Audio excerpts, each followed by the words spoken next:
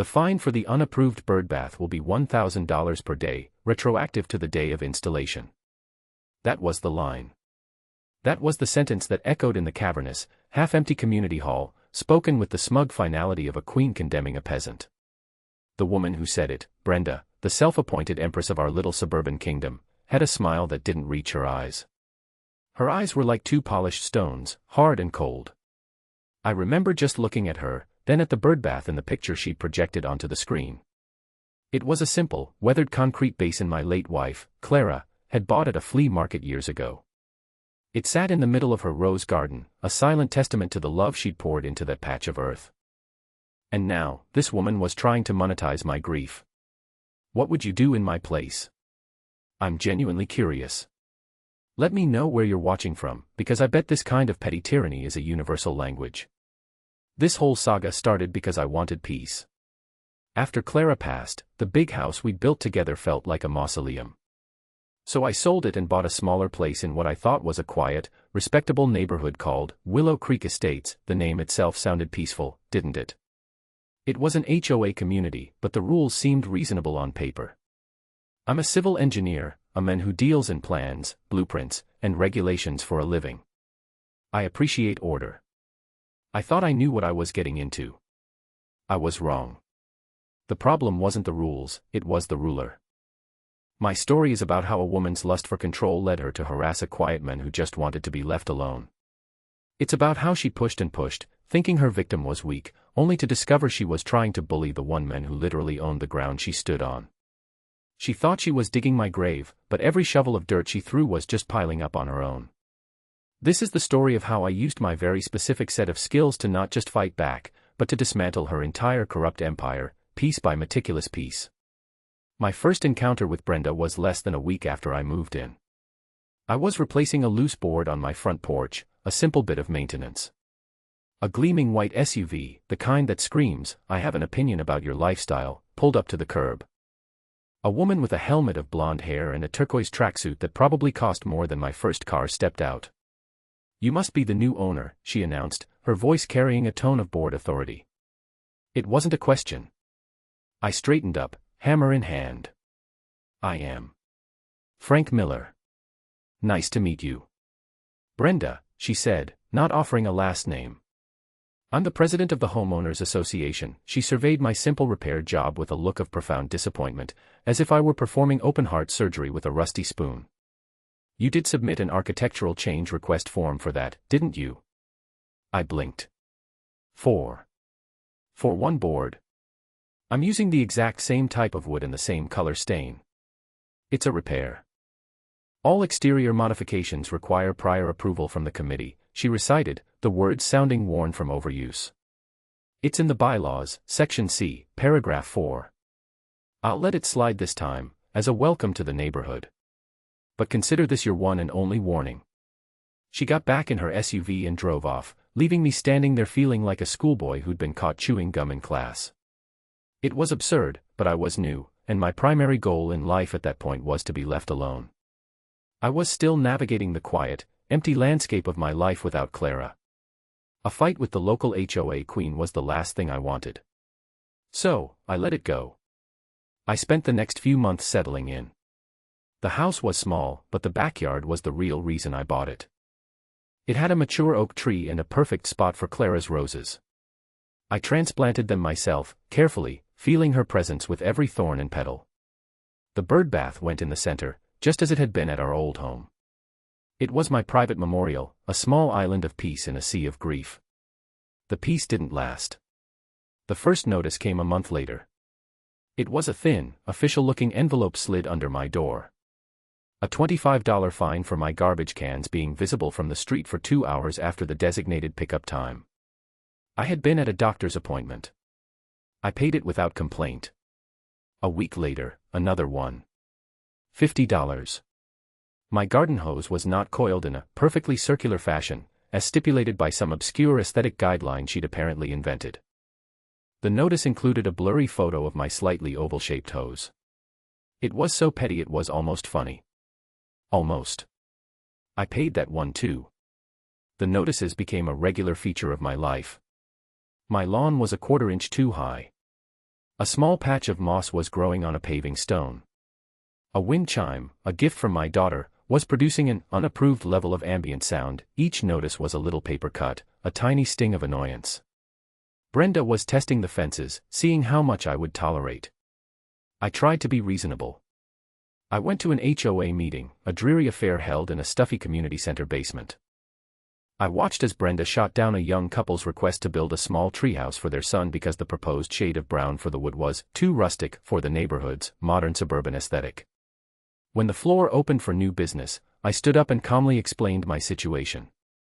I mentioned the hose, the lawn, the wind chime. I suggested that perhaps a friendly warning could precede a monetary fine for such minor infractions. Brenda looked at me with a condescending smile. "Mr. Miller," she began, drawing out my name. "The rules are the rules. They apply to everyone equally. We cannot make exceptions. That is how we maintain our property values." A few of her cronies on the board nodded in solemn agreement. The rest of the homeowners stared at their shoes, their silence a testament to her reign of terror. "I'm not asking for an exception," I said, keeping my voice level. "I'm asking for a common-sense approach. We're neighbors, not inmates." Her smile vanished. "If you don't like the rules, you are free to move. Until then, I suggest you follow them." The discussion was over. She banged her gavel, a prop she clearly enjoyed using, and moved on. That was when I realized reason was not a language she understood. She wasn't interested in maintaining property values, she was interested in power. The HOA was her little fiefdom, and she was its absolute monarch. My quiet defiance at the meeting had painted a target on my back. I had challenged the queen in her own court. The harassment escalated. The fines became more frequent and more absurd. I received a $100 fine because a delivery truck had left tire marks on the curb in front of my house. I was cited for having a non-standard welcome mat. It was a simple brown mat that said welcome. I wasn't sure what the standard was, but apparently mine wasn't it. I started documenting everything. As an engineer, documentation is second nature. I took pictures of the so-called violations. I saved every notice, every email. I created a spreadsheet, logging the date, the alleged infraction, the fine amount, and my own notes. The file grew, a meticulous catalog of petty tyranny. It felt like I was preparing a technical report on a failing structure, and in a way, I was. The structure was the flimsy authority of Brenda and her board. The breaking point, the moment my patient, peace-seeking approach shattered like cheap glass, came on a sunny Tuesday afternoon. It was the anniversary of the day I'd met Clara. I was in her rose garden, tending to the bushes, lost in memory. That's when I saw the letter tacked to my front door. It wasn't in an envelope. It was a single sheet of paper, held by a thumbtack, for all my neighbors to see. It was a final notice of violation. The subject was the birdbath. According to Brenda, it was an unapproved permanent yard structure. The notice demanded its immediate removal. And then there was the fine. $1,000. Per day. Retroactive to the day I moved in, which she had estimated to be 97 days ago. A $97,000 bill for a piece of concrete that held water for sparrows. It wasn't just the ludicrous amount. It was the public nature of the notice. It was the invasion of my grief. That birdbath was more than a lawn ornament. It was a piece of Clara. It was a part of my heart sitting out there in the sun. And Brenda had just spat on it. Something inside me went cold. The frustration and annoyance that had been simmering for months solidified into a hard, dense core of anger. The desire for peace was gone, replaced by a new, much sharper desire, the desire for justice. Poetic justice. I took the notice off the door, went inside, and opened the spreadsheet. I added the new entry. Then I opened a new file. I labeled it Project Nightingale, Nightingale, for the birds that would no longer have a place to drink if Brenda had her way. But this project wasn't about saving a birdbath. It was about razing a corrupt kingdom to the ground. The engineer in me took over. I wasn't just a grieving husband anymore. I was a strategist. A planner. Brenda had made a critical error. She had mistaken my quiet patience for weakness. She had assumed I was just another resident she could bully into submission. She had no idea who I was, or what I did for a living. And that, I decided, was going to be her downfall.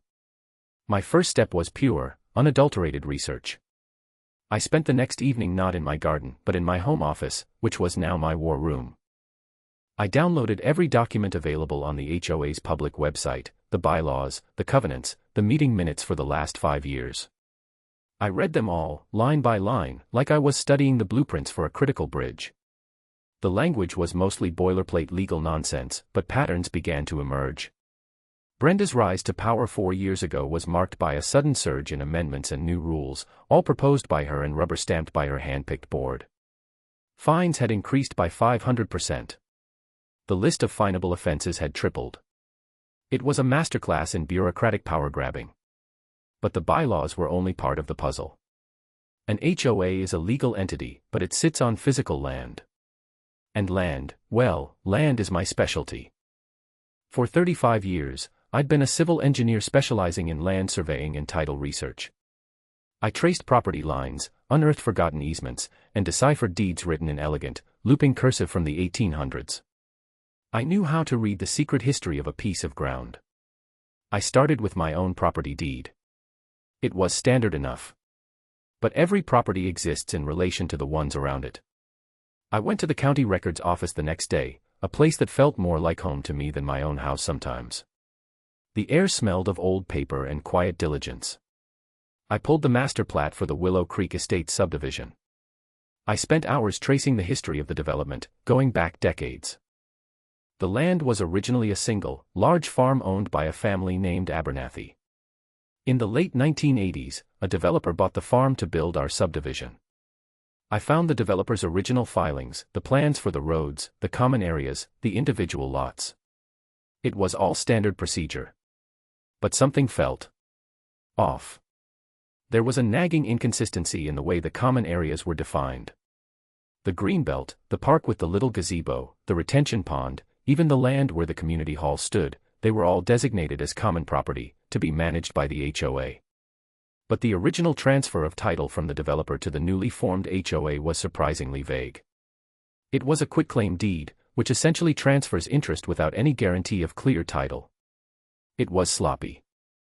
Developers are rarely that sloppy. That's when I decided to dig deeper. I started researching the Abernathy farm itself, before the developer ever came along. This was the part of my job I loved. It was like archaeology, but with paper and ink. I spent days sifting through dusty archives, tracing the farm's ownership back to the original land grant in the 19th century. And then I found it. It was a deed from 1922. It was a small transaction, almost a footnote in the farm's history. Jasper Abernathy had sold a thin, 10-acre strip of his land to a railroad company that was planning to build a new spur line. The strip cut right through the middle of what was now Willow Creek Estates. But here was the crucial part: the railroad went bankrupt a few years later. The spur line was never built. And the deed contained a reverter clause. A beautiful, elegant, legally ironclad reverter clause. It stated that if the land was ever not used for the purpose of railroad transport, the title would automatically, and without need for further legal action, revert to Jasper Abernathy or his designated heirs and assigns. My heart started beating like a drum. I searched for any record of the railroad company selling or transferring that land back. There was nothing. I searched for any record of the developer purchasing that specific 10-acre strip. Nothing. It was a ghost parcel, a legal black hole that everyone had overlooked for almost a century. The developer had bought the farm, but he had never acquired clear title to that central strip of land. He couldn't have. It still belonged to the railroad's defunct legal entity, which meant, due to the reverter clause, it legally belonged to the heirs of Jasper Abernathy. I felt a surge of adrenaline, the kind I usually only got when solving a complex structural problem. I had found a fundamental flaw in the foundation of Willow Creek Estates. The next step was to find out who the heirs and assigns of Jasper Abernathy were. This took another week of painstaking genealogical research and public records requests. It turned out Jasper had only one child, a daughter, who had married a man named Miller. They had a son. My grandfather. I stared at the name on the birth certificate, then at the name on my own driver's license. Miller. It couldn't be. The world seemed to shrink and then snap back into sharp focus. I went back to my own family records, the old box of photos and documents that Clara had so carefully curated. And there, in a faded manila envelope, was my grandfather's will. It was simple enough. He left everything he owned to his only son, my father. And my father, in turn, had left everything he owned to me. I was the heirs and assigns. I leaned back in my chair, the dusty air of the records office forgotten. A slow, cold smile spread across my face. That 10-acre strip of land, the ghost parcel that nobody knew existed, it was mine. I went back to the master plat of the subdivision, my hands shaking slightly. I carefully overlaid the 1922 railroad deed onto the modern map. The result was breathtaking. The 10-acre strip wasn't just some random piece of land. It was the spine of the entire community. The beautiful, tree-lined entrance road. Mine. The charming little park with the gazebo where the HOA held its summer picnics. Mine. The community hall where Brenda held her kangaroo court. The building sat squarely, almost perfectly, on my land. The very ground beneath Brenda's throne belonged to me. The implications washed over me in waves. The HOA had been collecting fees and levying fines for the upkeep of property they didn't own. They had built structures on land that wasn't theirs. They were, legally speaking, trespassing. And they had been for decades. And Brenda. Oh, Brenda. Her entire kingdom was a house of cards built on a foundation of sand, sand that I owned. The fines she was levying against me were, in a twisted, beautiful, poetic way, rent payments for the use of my own land. The cold anger I had felt before was now forged into something else entirely. It was a calm, crystalline certainty. This was no longer just about a birdbath. This was about a fundamental truth that had been buried for 100 years. I now had a weapon. Not a small one, like her petty bylaws, but a nuclear one. But a nuclear weapon is only effective if you know exactly when and how to deploy it. A premature move could result in years of legal battles that would drain my savings and my spirit. I needed more than just a property deed. I needed to expose the rot in the system she had created. The land was my leverage, but I wanted to see her empire crumble from the inside out, publicly and spectacularly. Project Nightingale was now entering its second phase. I had the what, now I needed the how. The first part of my plan was to bait the trap. I needed Brenda to overplay her hand in a way that was undeniable and, most importantly, documented. Her arrogance was her greatest weakness, and I intended to use it against her. I started by responding to her final notice. I didn't argue or plead. I wrote a calm, formal letter. In it, I stated that I disputed the fine and the basis for the violation. I formally requested, pursuant to the HOA's own bylaws, I quoted the exact section, a hearing before the full board to appeal the decision. This was a procedural move, designed to force her to act in an official capacity. I also installed security cameras. Not obvious ones. I bought several small, high-definition cameras disguised as everyday objects, a birdhouse, a landscape light, a decorative stone. I placed them strategically around my property, covering the front yard, the back garden, and especially the area around the now infamous birdbath. I wanted a complete visual record of any interaction on my property. The system fed wirelessly to a secure hard drive in my office. I was building my own digital fortress. Then, I did something that I knew would drive her insane. I did nothing. I didn't remove the birdbath. I didn't pay the fine. I just waited. I went about my days, tending the roses, drinking my coffee on the porch, giving a friendly wave to my neighbors. I acted as if her $97,000 threat was a mild irrelevance, like a buzzing fly. It took 4 days. The bait was too tempting. A large white van from a landscaping company pulled up in front of my house. 2 men got out, carrying shovels and a heavy-duty wheelbarrow. I watched from my office window as Brenda's gleaming SUV pulled up behind them. She got out and marched onto my lawn, pointing imperiously at the rose garden. She was directing them. To my garden. To Clara's garden. I calmly walked outside, my phone in my pocket, recording audio. "Can I help you?" I asked, my voice even. Brenda spun around, a look of triumphant fury on her face. "Mr. Miller. I see you've decided to ignore the final notice. I warned you. The HOA is now exercising its right to remedy the violation at your expense. My expense? I said, arching an eyebrow. And what right would that be?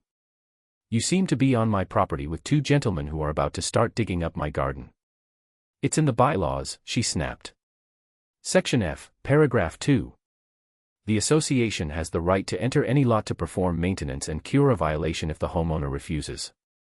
She was practically glowing with self-righteousness. I believe that clause pertains to common area maintenance, Brenda, not the destruction of private property. And furthermore, I have formally appealed your decision, so no final action can be taken until after a hearing. I was deliberately calm, using her first name to chip away at her wall of authority. Her face turned a shade of red that clashed horribly with her turquoise tracksuit. The hearing is a formality. You are in violation. Now, you can either stand aside, or I can have you removed for obstructing the association's work. She turned to the two landscapers, who had been watching this exchange with a clear lack of enthusiasm. Get that thing out of there, she commanded, pointing at the birdbath. This was the moment. The beautiful, perfect, self-incriminating moment. She had just ordered men to enter my property and destroy a part of it, all while being recorded by 3 separate high-definition cameras and the phone in my pocket. I'm going to have to ask you and these men to leave my property immediately, I said, my voice now carrying a new, harder edge. If you do not, I will call the police and have you charged with trespassing. One of the landscapers looked at the other. He clearly wasn't being paid enough for this. Ma'am, he said to Brenda, I don't think we can do this if the homeowner is telling us to leave. We could lose our license. Brenda's fury turned on him. I am hiring you. I am the president of the HOA. You will do as I say. No, ma'am, the man said, shaking his head and starting to walk back toward his van. We're not getting involved in this, his partner quickly followed. Brenda was left standing alone on my lawn, her authority having evaporated in the afternoon sun. She looked from the retreating van to me, and the hatred in her eyes was palpable. It was no longer about rules. It was personal.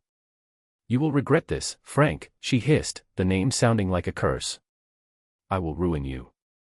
I will bury you in fines and legal fees until you have to sell this house at a loss. Is that a threat, Brenda? I asked quietly. She just glared at me, then stormed back to her SUV and sped away, tires squealing in protest. I went back inside, my heart pounding, but not with fear. It was the thrill of a plan coming together. I saved the video and audio files, labeling them carefully. Exhibit A, the foundation of my case was now set in solid, high-definition concrete. The HOA hearing was scheduled for the following week. It was to be held at the community hall, on my land. The irony was so thick I could taste it. I spent the days leading up to it preparing, not like a defendant, but like a prosecutor. I consulted with an old friend, a sharp, semi-retired lawyer named George. I laid out the whole situation for him, starting with the birdbath and ending with the 1922 railroad deed. When I finished, he was silent for a long moment, just looking at the maps and documents spread across my dining room table. Then he let out a low whistle. Frank, this is dynamite. Pure dynamite. You don't just own the community hall, you own their whole damn world. So what's the best way to play it? I asked.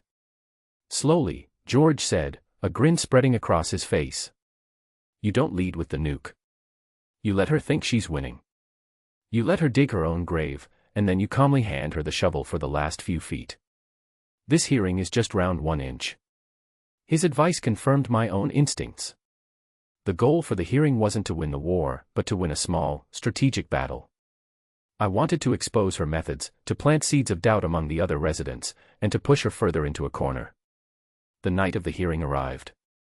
The community hall was more crowded than I'd expected. News of my standoff with Brenda and the landscapers had spread through the neighborhood grapevine. People were curious. They smelled blood in the water. I sat at a table facing the board. Brenda was in the center, flanked by her 2 loyal cronies, a sour-faced man named Bob and a woman who nodded at everything Brenda said. Brenda opened the meeting with an air of grave importance. She detailed my long history of noncompliance, citing the garbage cans, the garden hose, and the welcome mat. It was a masterful performance of twisting minor issues into a pattern of deliberate rebellion. Then she got to the main event, the birdbath. She presented it as a rogue structure, a blatant violation that threatened the aesthetic integrity of the entire community. She finished her presentation with a flourish, displaying a printout of the $97,000 bill. A gasp went through the room. And so, she concluded, looking directly at me, the board has no choice but to uphold this fine and demand immediate compliance. Mr. Miller, do you have anything to say in your defense before we vote? This was my cue. I stood up and walked to the small lectern they had for residents. I didn't look at Brenda. I looked at my neighbors. Good evening, I began, my voice calm and steady. I'm not here tonight to talk about the aesthetics of a birdbath. I'm here to talk about the process. The rules that are supposed to govern us all, including the board. I laid out the facts, simply and without emotion. I mentioned my formal appeal. Then, I said, despite this pending appeal, just a few days ago, Brenda, acting unilaterally, hired a crew to come onto my private property with the intent to destroy the very object of this dispute. Brenda jumped to her feet. That's a lie. I was acting on the authority of the board. Really?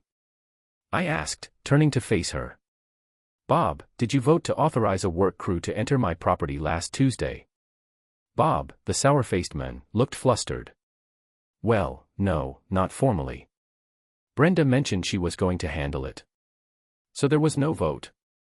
I pressed. No official board action. Brenda is the president. She has the authority to. She has the authority to act on behalf of the board, not in place of it, I cut in, my voice sharp. And she certainly doesn't have the authority to order the destruction of private property without due process. I paused, letting the silence hang in the air. But you don't have to take my word for it. I pulled a small tablet from my briefcase and connected it to the projector Brenda had used. A moment later, the video I had taken from my office window filled the screen. The video was crystal clear. The audio was crisp. The room was silent as they watched Brenda on screen, marching onto my lawn, ordering the men to get that thing out of there. They heard her illegal threats. They heard her claim of authority. They heard the landscaper refuse to commit an illegal act. And they heard her final, venomous promise, I will ruin you. When the video ended, you could have heard a pin drop. Brenda was sheet white. Her carefully constructed image as a firm but fair administrator had been shattered. The video showed her for what she was, a bully, drunk on her own power. I turned back to the audience. This isn't about a birdbath. It's about abuse of power. It's about one person deciding that the rules don't apply to her. My question to the board and to all of you is this the kind of leadership we want for our community? Brenda, recovering slightly, tried to seize back control. This is an illegal recording. You violated my privacy. This is inadmissible, she shrieked, her voice cracking. Actually, I said calmly, in our state, it's a one-party consent state for audio recordings. And since the video was taken from my property, looking at my property, there's no expectation of privacy. It's perfectly legal. And I assure you, it's very much admissible. She stared at me, her mouth opening and closing like a fish. She had no response. She had been so sure of her power, so confident in her position, that she had never considered that her actions might have consequences. She had walked right into the trap. The vote was a formality, but not in the way she had expected. One of the other, quieter board members, a woman named Carol, spoke up. In light of this new information, she said, choosing her words carefully, I move that we table the fine against Mr. Miller pending a full review of the board's procedures. Bob, seeing the tide turn, quickly seconded the motion. The vote was 3-1. Brenda was the lone dissenter. Her face was a mask of pure fury. She had lost. Not the war, but a major, public battle. She had been exposed and humiliated in front of the very people she sought to rule. As the meeting broke up, several neighbors came up to me, quietly thanking me for standing up to her. They were still scared, but I could see a spark of hope in their eyes. The Queen was not invincible. I packed up my briefcase, feeling a grim sense of satisfaction. Round 1 was over. I had won.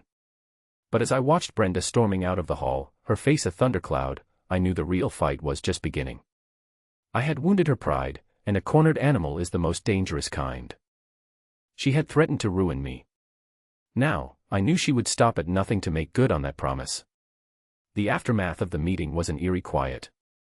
The daily fine notices stopped. Brenda's SUV no longer lurked on my street. It was a ceasefire, but I knew it was not peace. It was the calm before the storm. She was regrouping, planning her counterattack. I used the time to escalate my own preparations. My investigation into the HOA's finances was the next logical step. Brenda's obsession with fines felt disproportionate. It wasn't just about power, it felt personal, almost desperate. Where was all that money going? As a homeowner, I was entitled to review the HOA's financial records. I sent a formal, certified letter to the board requesting full access to the budget, expense reports, and bank statements for the past 5 years. Her response, sent via the HOA's lawyer, was a classic stonewall. They claimed the request was overly broad and burdensome, and would only provide a high-level, summarized budget report, which was essentially useless. It was a flimsy legal shield, but it was designed to slow me down, to force me into a legal fight over access to the records. It was also a massive red flag. Innocent people don't hide their books. This is where my ally, George, came in handy. He drafted a blistering response, citing state statutes that guaranteed homeowners access to these records and giving the board 10 business days to comply before he would file a motion to compel in court, along with a request for sanctions against them. The threat of court action and personal financial penalties for the board members was usually enough to make them think twice. While I waited for her to cave on the financials, Brenda launched her smear campaign. It was even more vicious than I'd anticipated. She started a private community Facebook group, to which I was obviously not invited. Friends in the neighborhood sent me screenshots. The posts were a masterwork of insinuation and character assassination. She painted me as a dangerous and unstable individual, who was secretly recording his neighbors. She hinted that my quiet, solitary nature was creepy and that parents should be wary of letting their children play near my house. She twisted my grief over Clara's death into a narrative of a man unhinged by personal tragedy. It was vile. It was designed to isolate me, to turn the community I was trying to liberate against me. For a few days, it worked. Neighbors who had been friendly now averted their eyes. The quiet thank yous after the meeting were replaced with suspicious glances. It hurt more than I expected. She was attacking my character, my love for my wife, my very identity. But she made another critical error. She got too specific.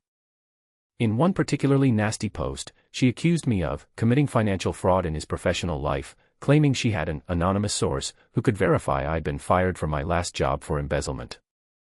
This was a gift. A beautiful, slanderous, legally actionable gift. I had not been fired.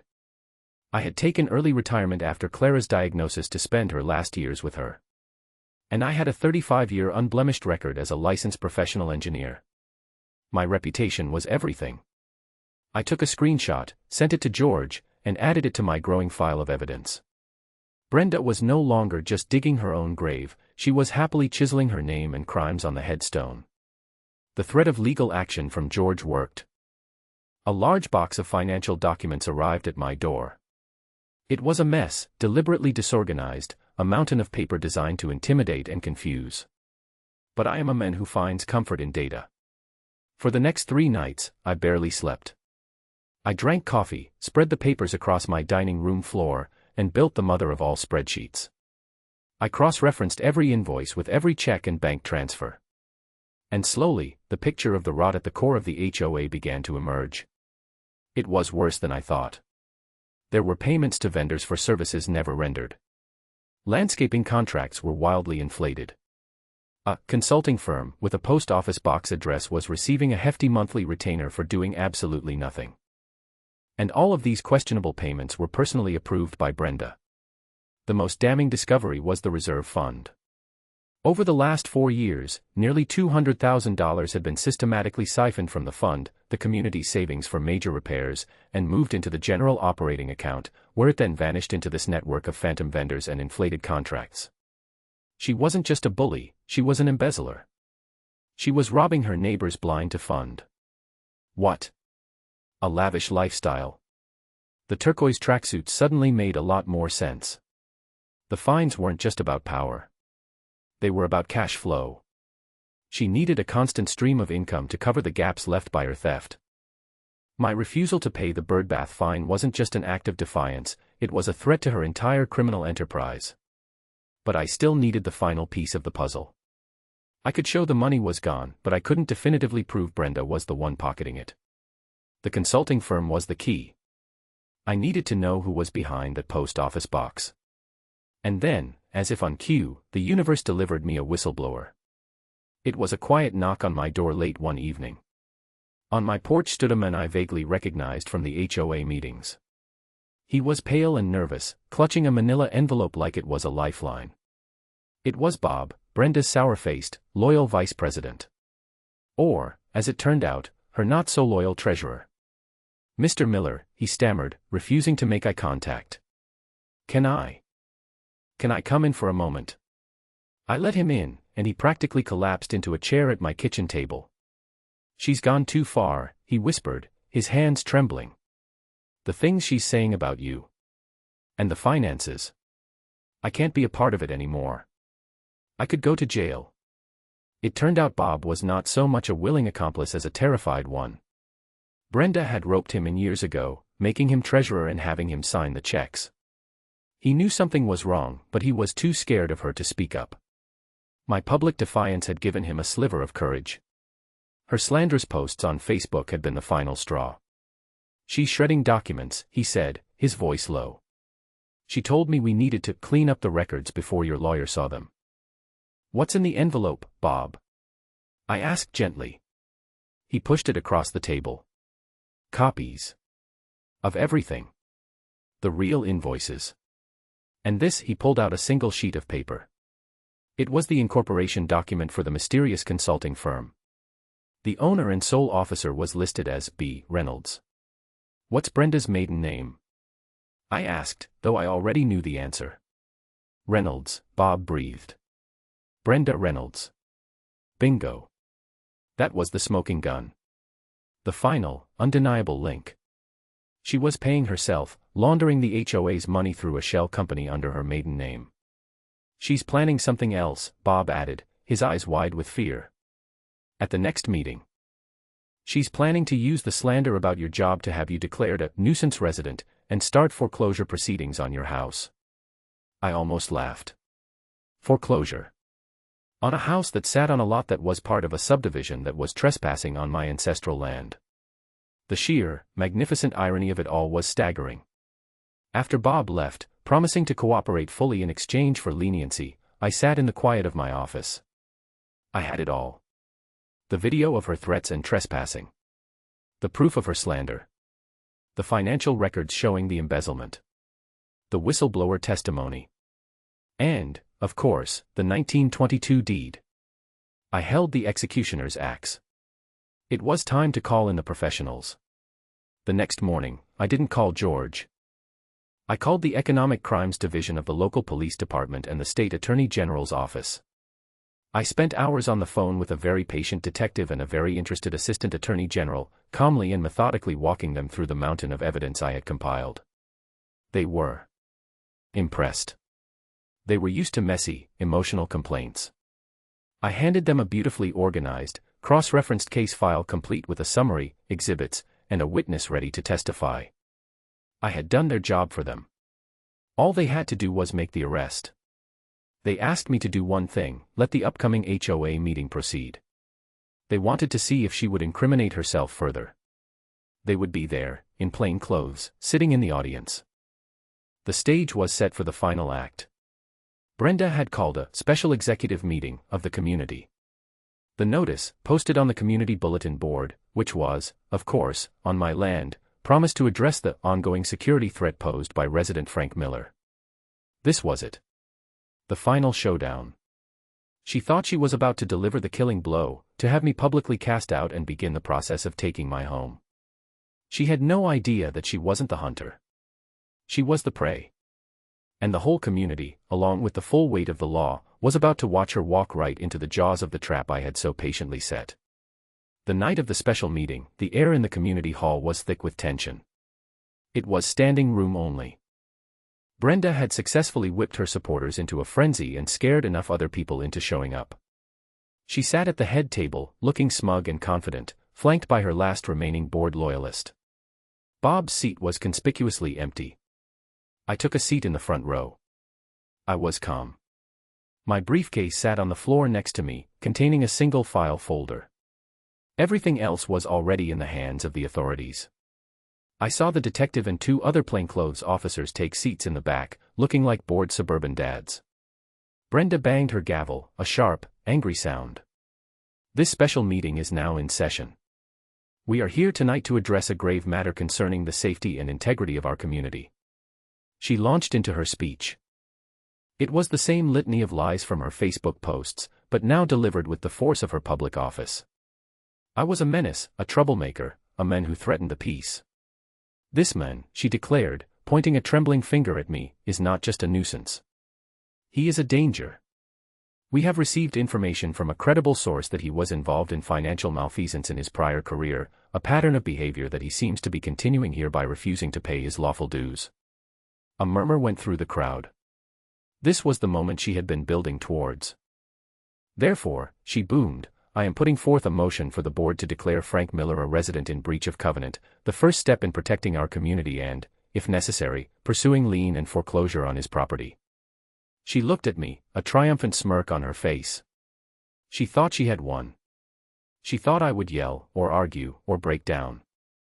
I simply stood up. Before you vote on that, I said, my voice carrying easily through the silent room, I believe the community has a right to see the full picture. Brenda's smirk faltered. You are out of order. This is not your time to speak. Oh, I think it is, I said. I turned to the crowd, to my neighbors. For the last few months, you've been told that I'm the problem. You've been fined and intimidated by a woman who claims to be upholding the rules. But who holds her accountable? I walked to the projector. Brenda has accused me of financial crimes. That's a serious accusation. It's also defamation, but we'll get to that later. Let's talk about finances, shall we? I didn't have a video this time. I had a PowerPoint presentation. Simple, clean, full of numbers and charts. The kind of thing an engineer makes. My first slide was a simple bar graph showing the HOA's income from fines over the last 5 years. It showed a massive spike starting 4 years ago, when Brenda became president. My second slide showed the reserve fund balance. A steady, healthy line that suddenly took a nosedive 4 years ago. Where did all that money go? I asked the room. Your money. Slide after slide, I laid it all out. The inflated contracts. The phantom vendors. I showed them the invoices from the landscaping company next to quotes I had obtained from 3 other firms for the same work, all for less than half the price. Then I put up the slide for the consulting firm, and the incorporation document with the name B. Reynolds on it. Does anyone know Brenda's maiden name? I asked innocently. A wave of shock rippled through the room. People were turning to look at Brenda, whose face had gone from smug to panicked. Her mask was crumbling. These are lies. Forged documents, she shrieked, finding her voice. He's trying to distract you from his own crimes. Is Bob's testimony also a lie? I said coolly. Your own treasurer, who gave this information to me and to the police because he could no longer stomach your theft. The mention of the police sent another shockwave through the room. Brenda's eyes darted wildly, scanning the crowd. She was looking for an escape. But the embezzlement, as shocking as it is only the second most audacious crime being committed here, I continued, my voice dropping slightly. The biggest one is the one you've all been a part of without even knowing it. I switched the projector to a new image. It was the master plat of Willow Creek Estates. This is our home, I said. These are the lots, the streets, the common areas. For years, you have paid HOA dues for the maintenance of these common areas. The entrance, the park, this very building. Then, I overlaid a second image on top of the map. It was a shaded area, colored in red, representing the 10-acre strip from the 1922 railroad deed. The red strip cut right through the heart of the community. This red area, I announced, represents a piece of land that was never legally acquired by the developer. It was never legally transferred to the HOA. For nearly 100 years, it has been a legal ghost. And according to a reverter clause in the original deed, and the laws of inheritance in this state, I said, my voice ringing with clarity, the title to this land, the land this building is on, the land our main road is on, the land our park is on, passed from my great-grandfather, to my grandfather, to my father, and then to me. I let that sink in. The silence was absolute. The HOA, I stated, looking directly at Brenda, has no legal authority over this land. It has been trespassing for 30 years. Every fine it has levied, every rule it has enforced regarding this property, has been fraudulent. You have been paying rent to a landlord who doesn't own the building. I paused, then delivered the final line. I am the rightful, legal owner of all of it. The room erupted. It was chaos. People were shouting, pointing, looking at their deeds, looking at me, looking at Brenda. Brenda finally snapped. Her face, which had been pale with fear, was now contorted with pure, animal rage. This was the public meltdown. Lies, she screamed, climbing onto her chair. He's a liar and a fraud. I am the president. This is my community. I built this community. I will not let him take it from me. It was then that the detective in the back of the room stood up. He calmly walked to the front, flanked by his two partners. They no longer looked like bored dads. They looked like what they were, the agents of a reckoning. Brenda Reynolds, the detective said, his voice cutting through the noise. You are under arrest for multiple counts of felony embezzlement, wire fraud, and perjury. As one of the officers pulled her hands behind her back to cuff her, her eyes found mine across the room. The rage was gone, replaced by a look of utter, defeated hatred. You, she spat, her voice a low, venomous hiss. I will destroy you for this. You hear me? This isn't over. It was her final, impotent threat. A hollow echo from a queen whose castle had just been turned to dust. I just looked at her as they led her away, a crying, sputtering mess in a ridiculously expensive pantsuit. I didn't feel triumph. I didn't feel joy. I felt a profound sense of quiet, grim satisfaction. The project was complete. The structure had been demolished. The aftermath was messy, but cathartic. The community was in shock. The state attorney's office put the HOA into receivership, and a forensic accountant was brought in. They uncovered everything I had, and more. Brenda's theft was more extensive than even I had realized. She had been living a life of luxury on her neighbor's dime. The legal battle over the land was surprisingly short. The evidence was irrefutable. George helped me file a quiet title action, and within a few months, a judge officially affirmed my ownership of the 10-acre strip. The HOA, under its new court-appointed management, had to face the reality that their entire community was built around land they didn't own. We came to an agreement. I had no desire to be a landlord or a developer. I just wanted peace. I drew up a new deed, granting the HOA a permanent easement for the roads and utilities.